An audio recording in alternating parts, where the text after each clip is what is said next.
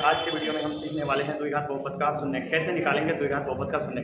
जैसा कि हम हेडलाइन में लिखे हैं, आज द्विघात बहुपद का शून्य ज्ञात करना। X square plus 7x plus 10 इसका मुझे क्या करना है, शून्य निकालना है। तो हम इसका शून्य निकालने के लिए सबसे पहले इस बहुपद को हम क्या करेंगे, 0 के बराबर करेंगे। जब भी शून्य निकालना हो किसी भी बहुपद का, चाहे वो एक घात हो या द्विघात हो, कोई भी बहुपद हो, उसका शून्य निकालने के लिए सबसे पहले उसको 0 के इक्वल करते हैं, फिर इस समीकरण को आगे लेके चलते हैं। अब यहाँ देख सकते हैं ये द्विघात बहुपद है, इसका गुणनखंड कर देंगे हम।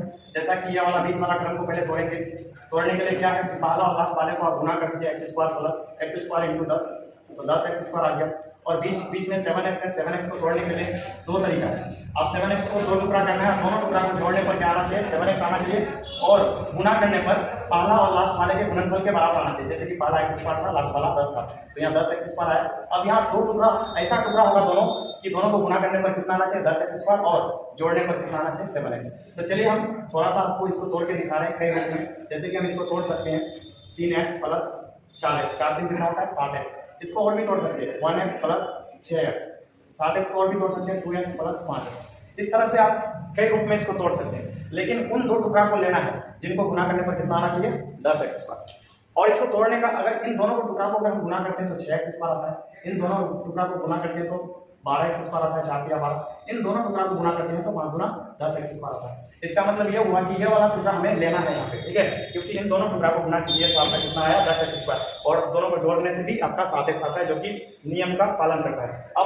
अब इसको तोड़ने का और भी एक तरीका है कि यहाँ समझ सकते हैं 10x स्क्वायर। अब तोड़ने का दूसरा तरीका यह है कि पहला लास्ट वाले को गुना करके जितना था उसका आवाज गुणनखंड कर दीजिए। जैसे इसको हम तोड़ेंगे 5 गुना कितना हो जाएगा, 10।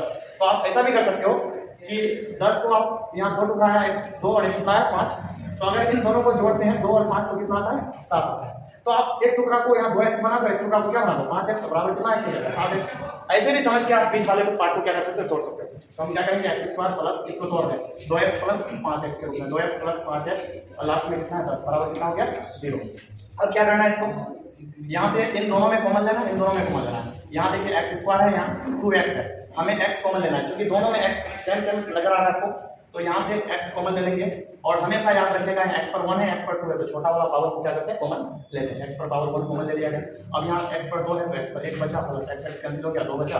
यहाँ से क्या ले लेंगे, 5 ले लेंगे, बचेगा x, 5 कैंसिल, बचा x, 5 10, ठीक है, बराबर कितना हो गया 0 हो गया। अब x प्लस 2 हो गया, यहाँ से भी x प्लस 2 ले लेंगे, यहाँ भी x प्लस 2 है, तो दोनों जगह से x प्लस 2 ले लेंगे, बचेगा आपका x प्लस कितना बचेगा 5, बराबर कितना हो गया 0। समझ गए इतना।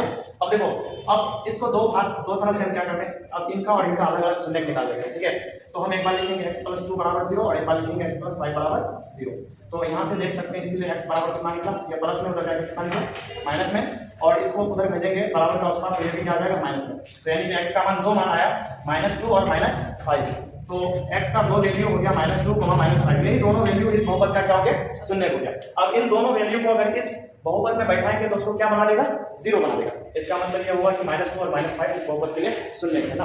तो हम उम्मीद करते हैं कि आप लोग सीख गए कि कैसे किसी द्विघात बहुपद का शून्य निकाला जाएगा, ठीक है। तो आज के लिए यहीं तक, और नेक्स्ट वीडियो में नेक्स्ट टॉपिक के साथ मिलते हैं।